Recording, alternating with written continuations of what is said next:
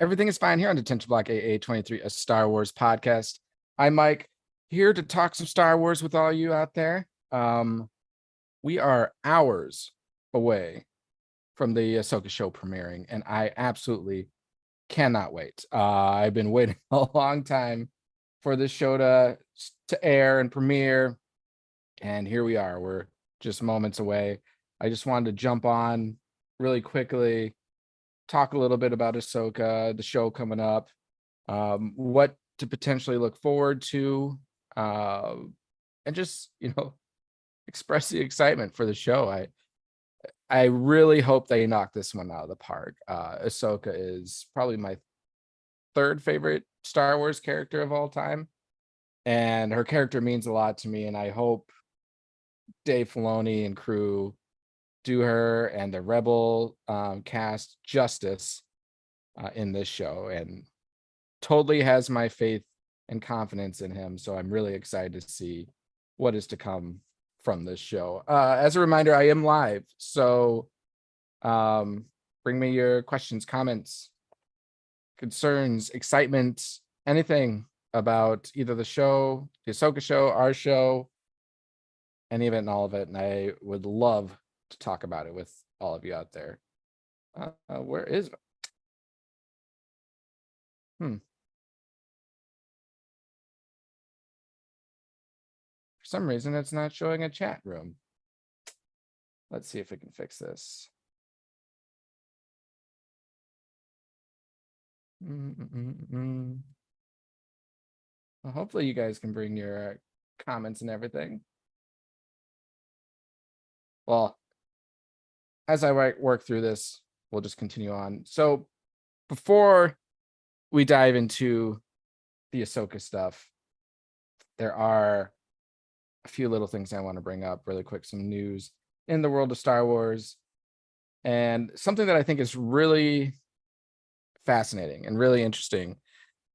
They just announced, I think it was today, either today or yesterday, that Disney and LucasFilm will be coming out with seasons 1 and 2 of The Mandalorian on 4K Ultra HD and Blu-ray. So they will be providing actual physical copies for seasons 1 and 2 of the show. I would imagine eventually they'll come out with season 3 and all that. But just interesting that it's taken this long for these shows to come out on a physical copy. And I don't know if that's to prevent from pulling from their streaming service, or we've been talking about the financial situation, but not that they're in a situation, but just like some cutbacks that they're doing. So maybe they're just looking for even more ways to make a little extra money on the side. So they will now be providing Blu-rays and in 4K for the show. And being the collector that I am, and I have every single one of the Star Wars DVDs, Blu-rays that you could own, I'm excited for this to get released. So they're also releasing Loki and WandaVision, so seasons 1 of both of those shows. I think they're all going to be coming out at the same time. I think it's August 28th, so it's just around the corner as well. So kind of sudden news on that. And actually it's pre-orders. I should correct myself. Pre-orders will start being available on August 28th, so just around the corner. Yeah, so let's talk some Ahsoka. What are things that you guys are looking for in the show? Any predictions, excitement, concerns, all of that? I don't think I really have any specific concerns. We'll start with this portion, get the concerns out of the way, and then we'll talk all about the positives and the excitement. But I think, like I said, I don't really have any concerns about the show specifically. The only concerns I think I would have is just the trend of the product and content we've been getting out of Disney as of recent. We've talked a little, since there's been a lull in Star Wars stuff the past few months, we've talked a lot about the product of the content being released by Disney, how now they're cutting back on the shows and everything that they're bringing to Disney Plus just to not overspend the money they have. They've really put out large budgets for a lot of these things, and I don't think the returns are coming in. So, like I said, they've been cutting the fat, really focusing on their core shows and product and content going forward. But because of the misses that we've seen, not just with Star Wars, but in the Marvel universe and some of their either Pixar films or just Disney content in general, movies and shows just are not getting the ratings that they have had in the past and the views and all that. And a lot of opinions around wherever you go, Reddit, Facebook, all of that, Twitter, or now formerly Twitter, now X. There's a lot of opinions about a lot of these shows. And I feel like there's just been a lot more concern.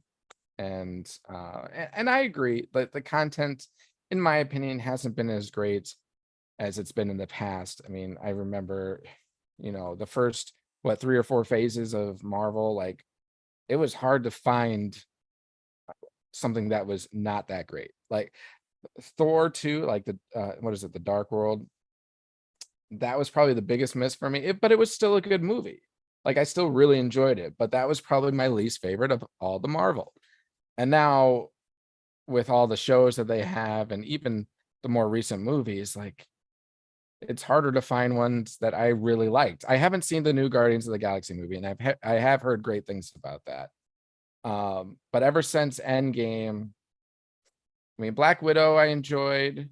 The most recent Spider-Man, was it No Way Home? I enjoyed that one. I enjoyed Loki, but everything else was kind of meh.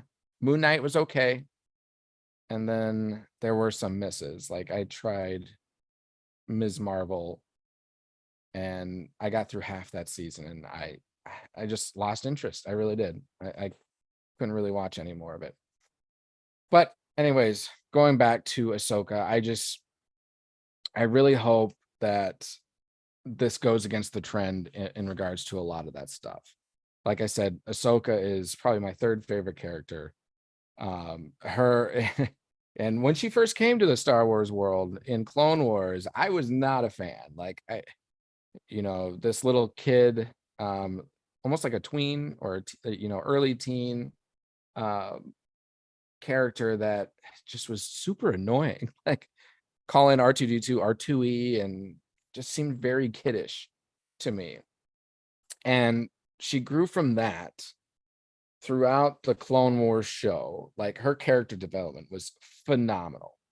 Like she was developing her strength as a Jedi, her strength as an individual, her strength as a leader, and it was just phenomenal to watch that character development. And it really wasn't because my favorite characters, Luke Skywalker's number 1, probably always will be, and then Darth Vader, Anakin Skywalker is number 2. Now Darth Vader had a little bit more of character development than Luke Skywalker, but Luke Skywalker just came out, was introduced as already like the hero in the original trilogy. You knew, or you had that expectation that he was kind of the hero character. You didn't really get that in Clone Wars with the start of Ahsoka. You knew that she was going to play some sort of role, and being a Padawan to Anakin Skywalker had to serve some kind of importance. But I don't think I ever envisioned when I first started watching Clone Wars that her character would become what it is today and what we'll be getting here shortly in this new Ahsoka show. So that's the level of importance to me for this character. And I mean, just seeing her in like the season 7 of Clone Wars and those last 4 episodes, phenomenal. And then her character in Rebels, like again, phenomenal, just so deep and just so knowledgeable in not just what it is to be like a Jedi or a Force wielder or a leader, but just as a person, like self-awareness and really in tune with the people around her. Like that's one of the great things about her is her ability to connect with the people around her is phenomenal. And even when she tries to hide it, like the middle portion of season 7 of Clone Wars, when she encounters the Martinez sisters, like I think it's the older Martinez sister said, you know, you might not call yourself a Jedi, but you sure act like one, a Jedi that I would imagine would be a Jedi. So like she's still very much in touch with herself as being a Jedi or not being a Jedi, long after she leaves the Jedi Order. So she still stays true to who she is. And it's staying true to herself on why she left the Jedi Order in the first place. Because she, you know, they, outside of Anakin, kind of went against her, didn't believe her. And she said, how can I believe in someone that didn't believe in me? So just very powerful stuff. And I love one of the best lines that she has is that encounter in Rebels when she faces Darth Vader. And, you know, at this point, she knows it's Anakin Skywalker. And Darth Vader's like, I destroyed him. And then she's like, well, then I must avenge his death. And then Darth Vader comes back with, revenge is not the Jedi way. And then her line was, I am no Jedi.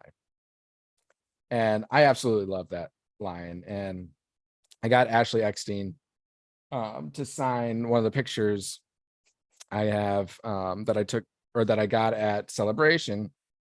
And I had her write that quote on there, I am no Jedi. So very powerful stuff.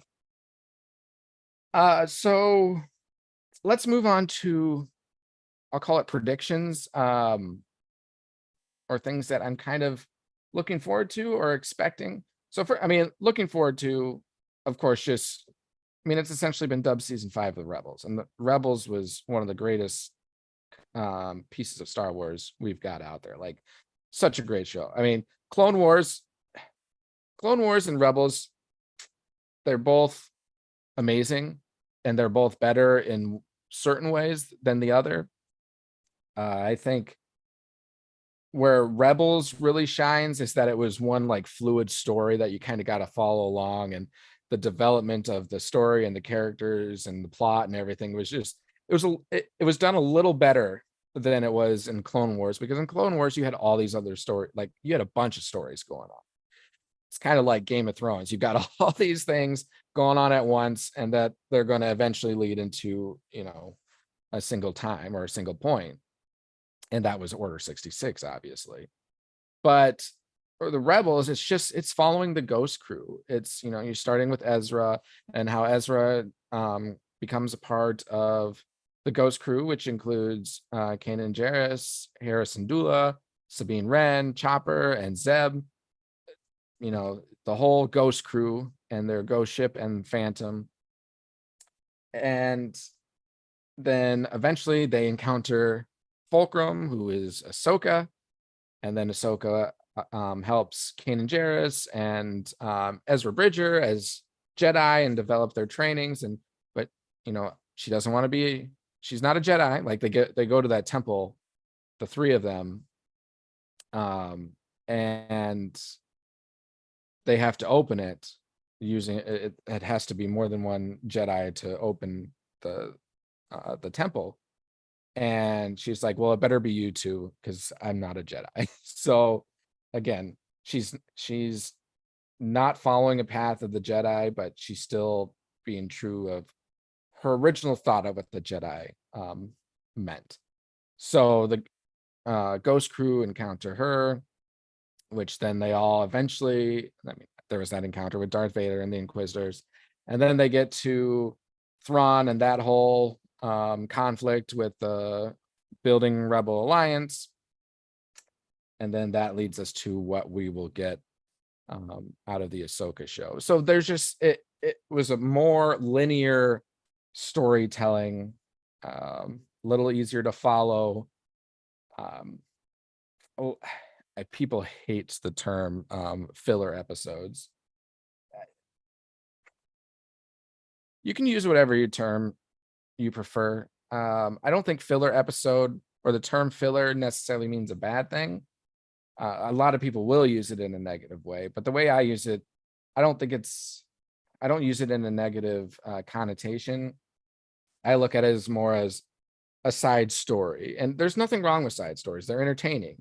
You don't want to have a lot of them within like a show, but it's nice to take, a side adventure once in a while, to kind of develop the characters a little bit. That's developing them outside of the story you're being told. So it's okay to call it filler episode, in my opinion. And I feel like Rebels has a lot less of those. And where was I going with that? Oh, just kind of what I'm looking forward to, or not expectations, don't set expectations, but what I'm imagining will develop within this. And again, it's kind of like a season 5 of the Rebels. So now we're going to fast forward a little bit. Ahsoka is going to be helping Sabine Wren and Hera kind of get the Ghost Crew back together. And I mean, spoiler alert if you haven't watched Rebels all the way through. I mean, if you haven't yet, really try to do it before you watch Ahsoka, because it's probably going to be important. But spoiler alerts, Kanan Jarrus no longer is with us, at least in the physical form, because he sacrificed himself to save the rest of the Ghost Crew. So we probably won't see him. We might get like a voice, or maybe a Force ghost. Will it be Freddie Prinze Jr.? That'd be kind of cool. Get a little cameo for him in this show. But Freddie Prinze Jr. was the voice of Kanan Jarrus, did a phenomenal job.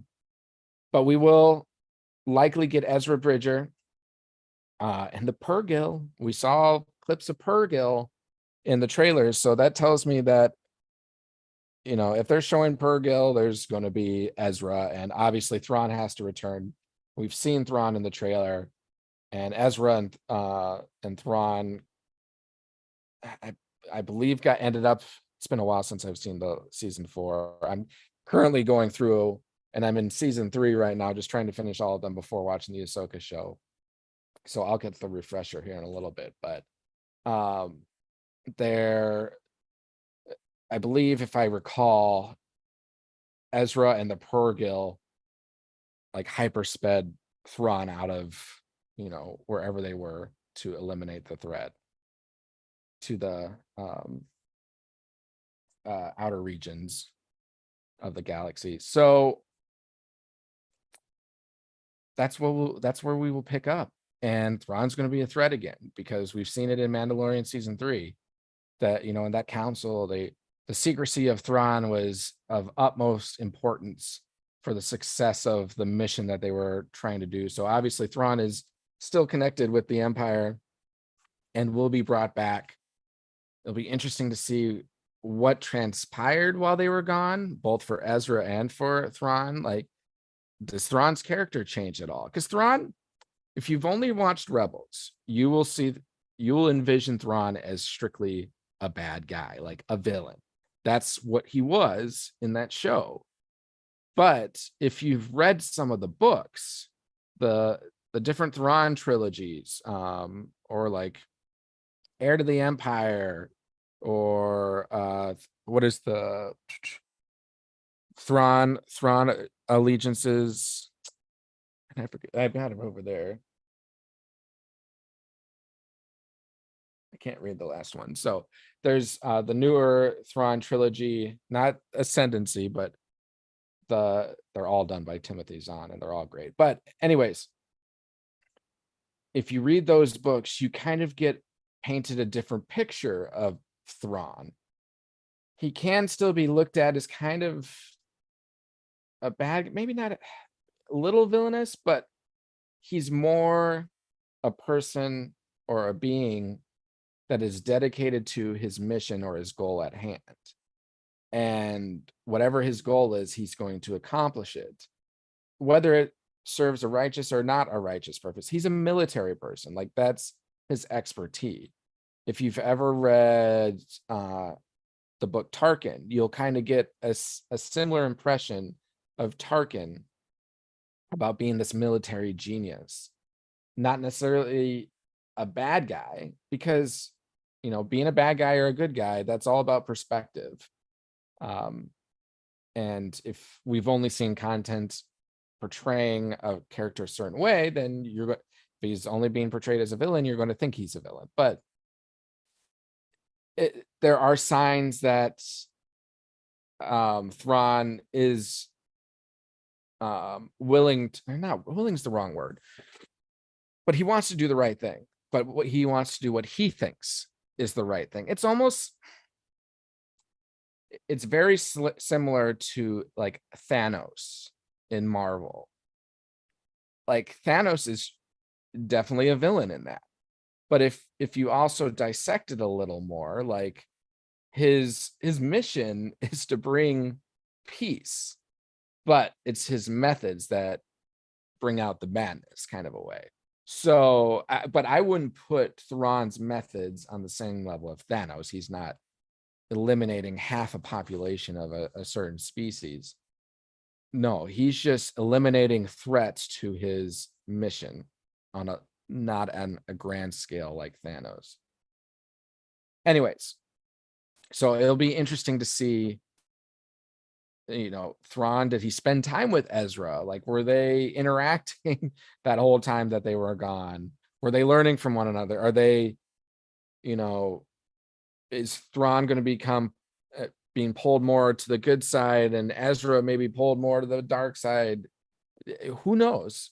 We will find that, but I'm feeling that we'll get some kind of indication of that. We will get a continuation of that story in this show, and I think it sounds like it'll be at least 2 seasons, potentially more. So I think there's plenty of that content to go. Obviously, first they're going to come and try to find Ezra. That's going to be their mission, and then once they find him, then who knows what's next. Just some things that I've noticed out of the trailers that I'm definitely curious about. So, first one being, and I think this one's the most obvious, not obvious in terms of this is the answer, but obvious in terms of this is a question that's probably stirring in people's minds, is Sabine Wren force sensitive? So we see her wielding a lightsaber. We see, at least we're led to believe, Ahsoka is telling her or calling her like an apprentice, and that she's the master. I mean, it could be like a whole bait and switch type of thing, like making you believe one thing. But it's also been released through Disney, I think through Disney, that Ahsoka in this show will take on an apprentice. Now, apprentice can mean many different things. Again, like we talked about, Ahsoka doesn't consider herself a Jedi. So can she, when she says apprentice, does she mean like a Jedi apprentice, or does she mean just like a force wielding apprentice, similar to a Jedi, like, but not under the cloak of a Jedi? You know, who knows? Maybe it's that whole gray Jedi thing. It's not going to be, she's not dark side. She's not a Sith by any means. But anyways, she is taking on some sort of apprentice. And again, through these trailers, we're led to believe that it's Sabine Wren. And Sabine Wren has also wielded the darksaber. We've seen that in the Rebels show. It's the darksaber has been brought out in the Mandalorian show, and we know it was originally created by Vizsla, who was the first and only Jedi Mandalorian or Mandalorian Jedi. And the Darksaber obviously has kind of not a life of its own, but kind of a recognition of its wielder, whether it's the person's worthy or not. And the less worthy they are, the harder it is for them to wield it, as we've seen Din Djarin struggle to wield the saber. So, and Sabine Wren, she had to train with it a little bit, but then she got it under control. So maybe all that is pointing in the direction that she has force sensitivities, and maybe she will become a Jedi or similar to a Jedi apprentice under Ahsoka. We'll see. Another thing that's been stirring in my mind is, will we see Barriss Offee? Will she make a cameo? Because the last we saw, if I recall, in Clone Wars, you know, she was the one that blew up. Was it a Jedi temple? I think it was a Jedi temple. And pinned it on Ahsoka. And got the whole council to believe that it was her. And again, this is what led Ahsoka leaving the order. She got kicked out, and then because of this, and then she was found to be innocent thanks to the help of Anakin Skywalker. And then from that, she got invited back in, but she rejected it. All this done through the betrayal of Barriss Offee, who is a really close friend in their Padawan training together, as Ahsoka and her were growing up and growing through life as Padawans in the Jedi Temple. So, I mean, there was that episode where they were clinging to life in, was it Geonosis, I think? And they were about to die together and essentially embracing one another, but they got out of it. Ahsoka saved them, and along with the rest of the Jedi saved them. So they're what I'm saying is they're close. They were very close as Jedi. And now that they've separated, will their stories come back together? Because I know in Legends, it's a little different story that happens to Barriss Offee. So she doesn't betray the Jedi Order. She actually becomes a master with the apprentice Zonder, but then she ends up being killed in Felucia along with her master Luminara. But that's all Legends. We don't have any death story or conclusion to Barriss Offee that I know of in canon. So it's open-ended. And Barriss Offee is a Filoni character, so could easily bring her back in. And I am very curious, and I almost would want to predict that the Inquisitor that Ahsoka encounters that we see in the trailer, maybe the Inquisitor is Barriss Offee.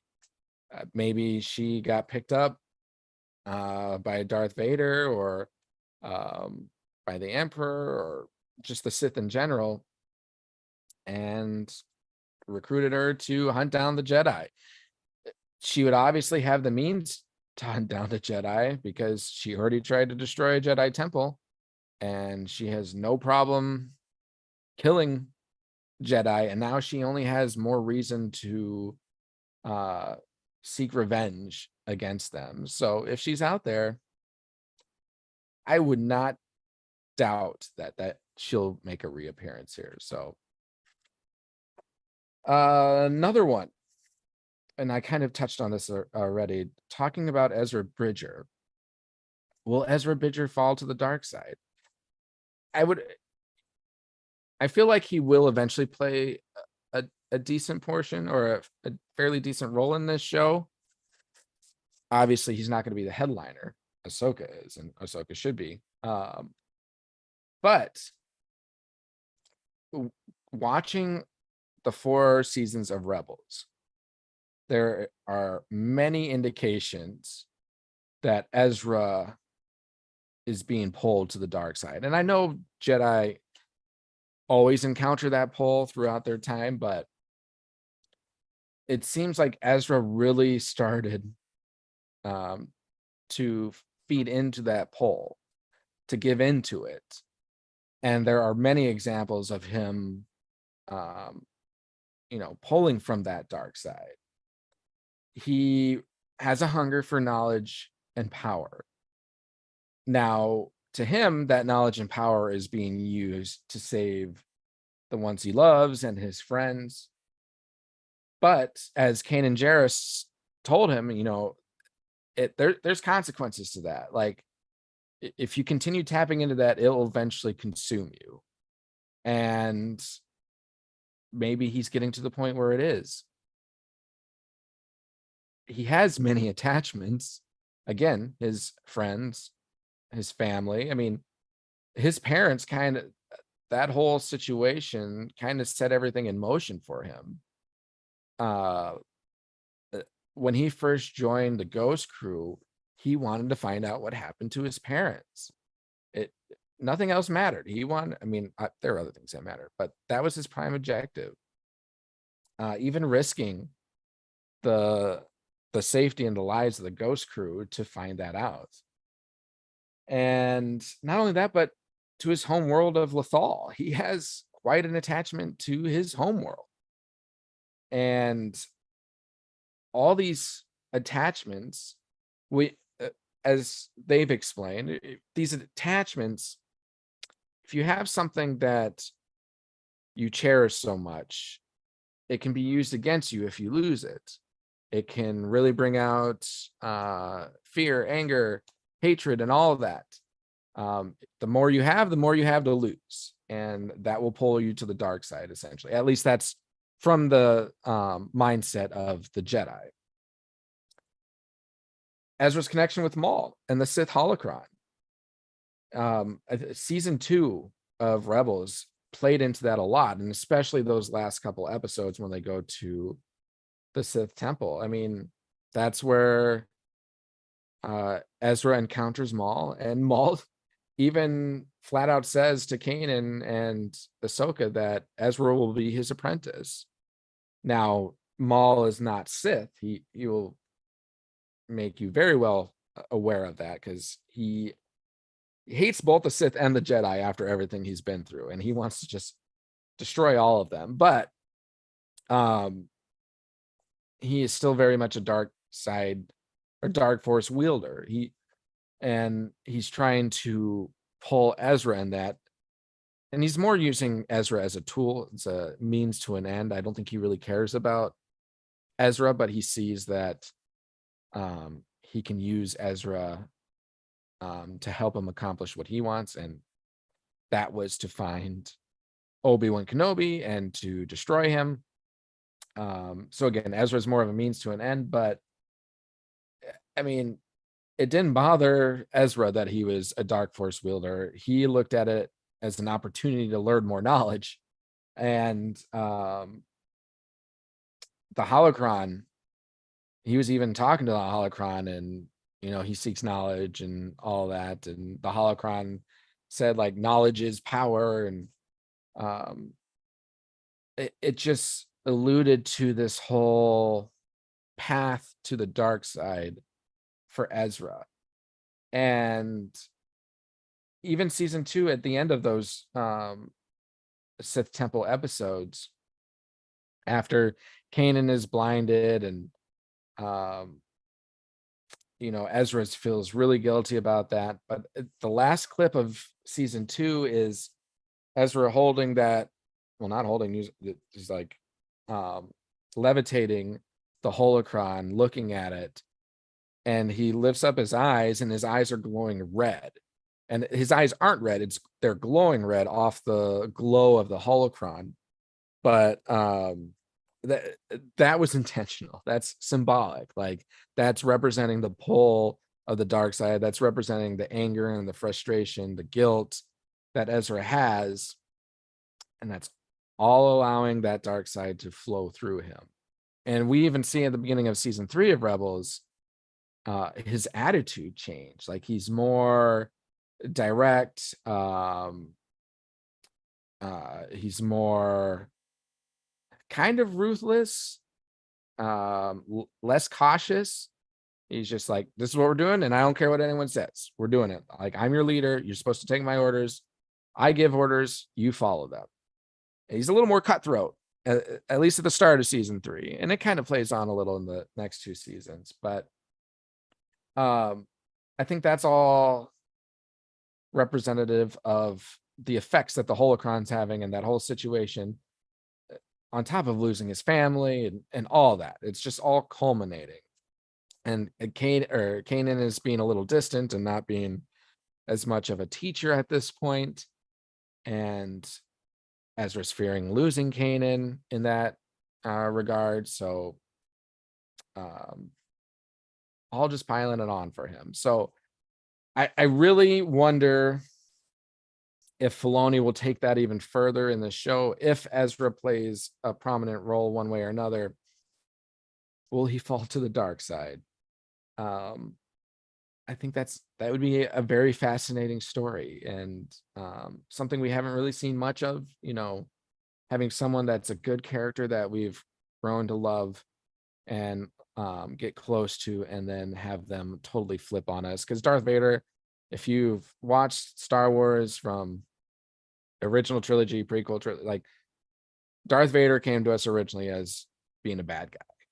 Sure, we later saw him as Anakin Skywalker, but he was introduced to us as a bad guy. So we haven't seen that good guy to bad guy in many things.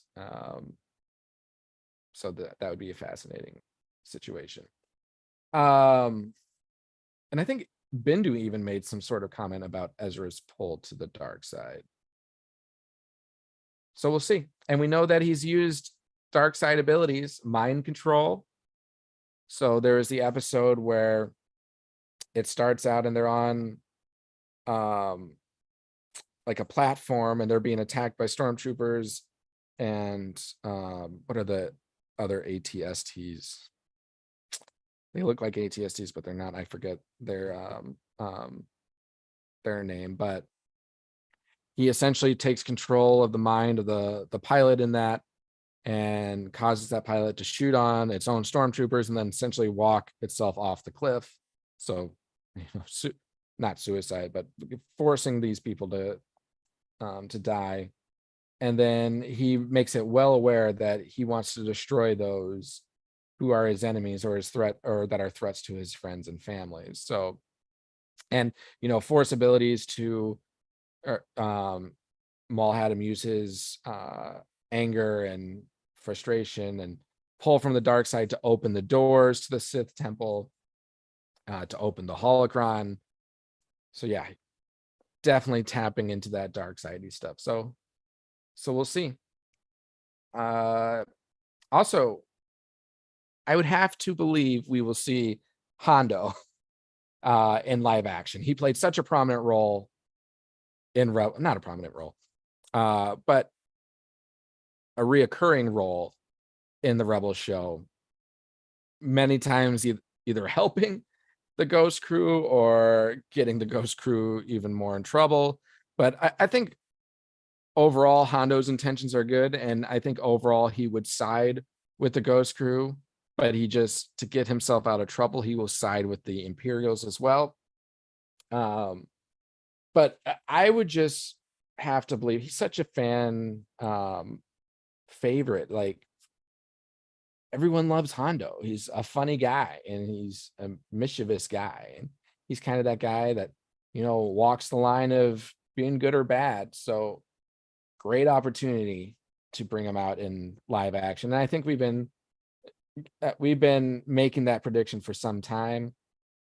We talked about the potential of him coming out in Mandalorian, or even in Andor, Kenobi, all of those shows. It could have been possible, but we always said it would make the most sense if he came out and debuted live action in this Ahsoka show. So I'm going to guess we will see him in this show. if I had a bingo card, I would put all these on my list. So being Ren Force sensitive and being a trainee to Ahsoka, Barriss Offee making a cameo or reappearance, Ezra Bridger falling to the dark side, Hondo first live action appearance, and then the last thing I have on here is the world between worlds to play a part. So I think that's what this whole story is going to be developing into. It's going to be something with the world between worlds. Now, how they use this, who knows? I mean, most likely it's going to play a part in setting the stage probably for the sequel trilogy. That would be the most likely scenario, something with Palpatine, the Emperor, because we've seen Palpatine use the world between worlds in the Rebel show. So he almost gets a hold of Ezra and Ahsoka, and they essentially use that world between worlds to save Ahsoka in the Darth Vader encounter. So will the world between worlds be used in another means to set up the sequel trilogy? That would be my guess. The other option, or not option, the other possibility, you've heard a lot of rumors about undoing some of the things that have been done in the Star Wars franchise. It's very possible that because of some of the negative reception that stuff has had, that they use the world between worlds to kind of backtrack some stuff to rewrite what we've already seen. I don't think that's going to happen. I wouldn't foresee a large franchise like Disney or a large franchise like Lucasfilm being like, yeah, we're going to give in to all the naysayers and all the critics and be like, okay, we're going to erase some stuff and we'll start over.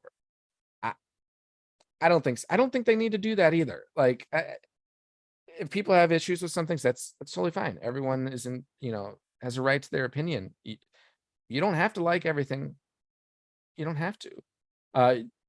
You do need to recognize it's just entertainment, and it's not your story being told. So it's not up to us how the story plays out.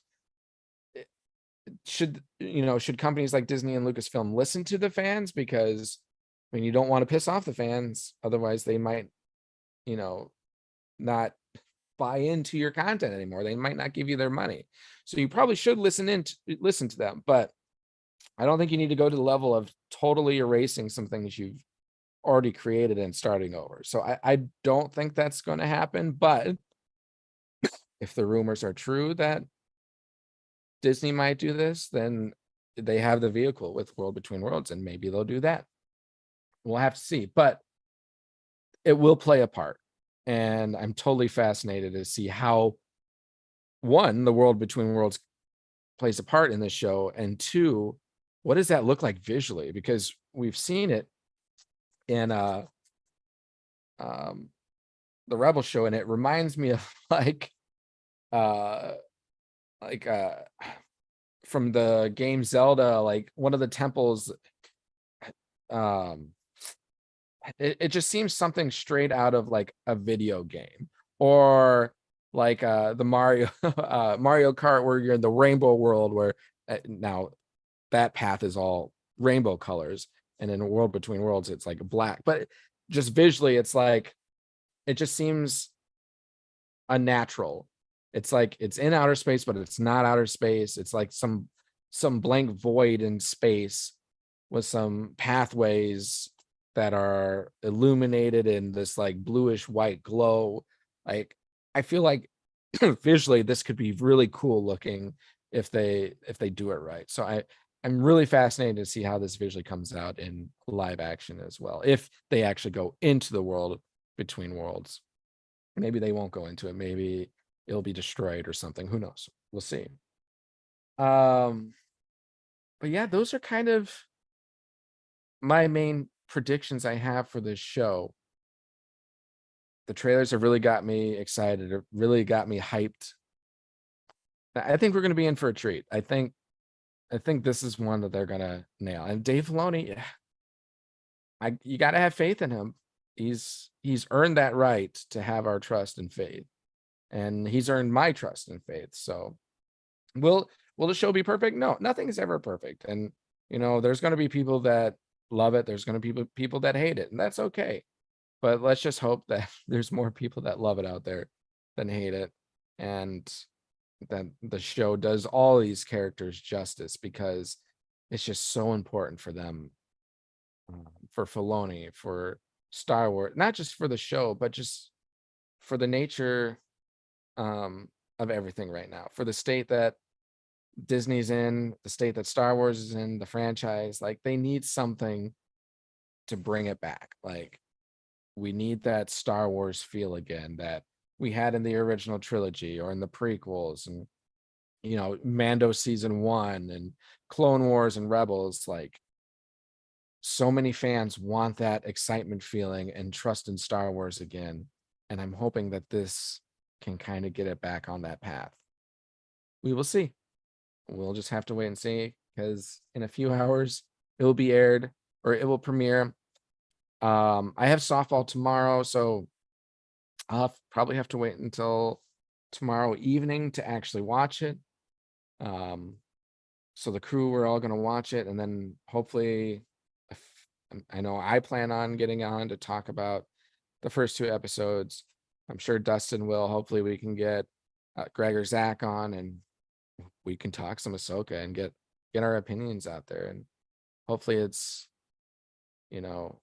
just a love fest for the first 2 episodes. But we'll have to wait and see. The only other thing I have here, I've been waiting to open these. So a few episodes ago, I was talking about Star Wars cards, and I had this box set, and I have quite a few packs right here. So I'm just going to open, maybe I'll open a couple of them right now and see what I get. So I am officially opening my first one. These are Star Wars Topps Chrome, and there's 4 cards per case. And I think this expands to anything Star Wars, so original trilogy, prequel trilogy, sequel trilogy, all of that. So let's just see who we get. Okay. So first card, first one we ever get is Migs Mayfield. All right. So these are, because they're chrome, they're all going to have that kind of foil look to them. So that's cool. Ooh, this is a good second one. Can't go wrong with the most trustworthy droid out there, Mr. R2-D2. And look, how about that? It's the shirt I'm wearing. It was meant to be. All right. So yeah, this expands into even the animated shows, because this character is from the Resistance. Jarek Yeager. Not too shabby. And then we have Baru Lars. So that first pack, I'll have to say probably my favorite from that is the R2-D2. But nothing unique about any of these cards. No like autographs or serial numbers or anything. So let's open another one. See what else we can get. I know Zach has gotten some Star Wars cards, and he's got some autographed ones, and that's always the goal. Get an autograph or get a serial number one. If you can, that's awesome. Otherwise, get the characters you love. Luke Skywalker for me, Obi-Wan Kenobi, Darth Vader, Ahsoka Tano, all of those. Ooh. We've got a young Princess Leia Organa from the Obi-Wan Kenobi show. We've got Sebulba Pod Racer from episode 1. All right, so we've got kind of a unique card here. Hey, and this is extremely relevant based off of what I was just talking about, the Rebel show. So we've got a Stormtrooper Buckethead, and you can see this is a more unique version of the cards. Nothing too extreme or major, but unique. All right, we got the Wookiee Croissant himself from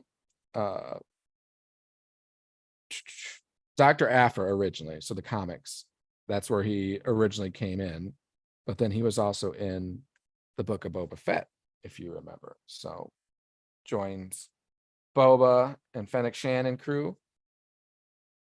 Okay, here we go. So I know in this box it says you're guaranteed, what was it? 2 purple wave parallels guaranteed. And I got one of these right here, and another relevant character to what we've been talking about. So the Rebels show. So we have Zeb Aurelios. So you can see it's kind of got a purple foil, just a little more beautiful card versus the straight silver rainbow foil. So, all right, I'll open one more pack and then we'll call it quits for today. And the day is almost ending anyways, 11:50. So I will need to get to bed, but I will open one more. We've opened one of the guaranteed parallels, so we probably won't get one in here. But oh, look at this. Hey, it's Babu Frick. So if you recall from the sequel trilogy, Rise of Skywalker. And then in Mando season 3, is that where we saw some more? Yeah, they helped him with the droid. All right, so now we're diving into the Bad Batch and Clone Force 99 with Crosshair. Pretty cool there.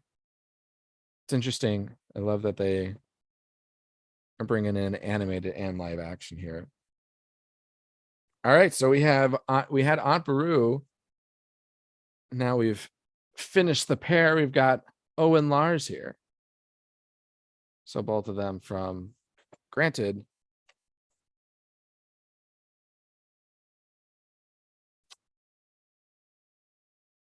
now I'm trying to remember, is this the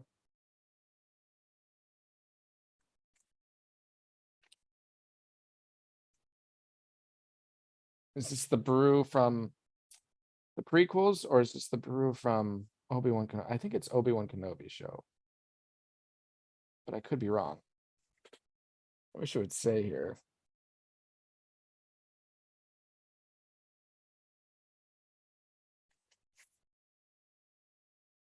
Doesn't. Not that it matters. I can't believe I'm spacing on which one that's from, though.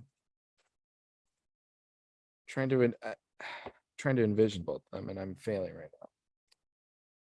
All right, and then the last one we have, Dio. So the little droid from the sequel trilogy. I think Rise of Skywalker, right? Yeah. No, thank you. The droid with like the stutter. Pretty cool. All right. Well, we'll save the rest for another day. We have 7 more packs left. So 28 cards. Is that right, math? It's late. I'm not going to do math right now. But with that, I will wrap this up. Again, we're now 6 minutes away from the premiere day for Ahsoka. I know they're not going to premiere it right away. I think it's like 5 a.m. Central or something like that when the episodes become available, but I will watch them later. I will try to avoid spoilers as much as possible, but I am looking forward to watching it, and it'll have to be tomorrow evening after softball. But with that, thanks for joining us today. Have a great rest of your evening. Have a great rest of your day, rest of your morning, week, whatever. And come back with your feedback and opinions about Ahsoka. Let's talk some Ahsoka next time and get everyone's thoughts here. This chat isn't working right now. It looks like it's set to private, so I'm going to have to change that to open up the chat for everyone next time. So apologies if you're listening and you're not able to comment or anything, but we'll get that figured out. I'll run through our social media handles and everything. So you can find us on Twitter at DetBlockAA23pod, on Instagram at detention_block_AA_23, and then our Facebook group and YouTube channels, Detention Block AA23, a Star Wars podcast. Hit that subscribe button, follow, downloads, likes, comments, reviews, all of that, anything and everything, all of them. We greatly appreciate any little thing that you can do. It goes a long way in getting our podcast name out there amongst all the thousands of Star Wars podcasts and YouTube channels out there. So we appreciate any little thing. And yeah, we'll look forward to talking to everyone really soon. Wednesday, hopefully Wednesday. We'll see. But until then, thanks again for joining. I'm Mike. We'll catch you next time.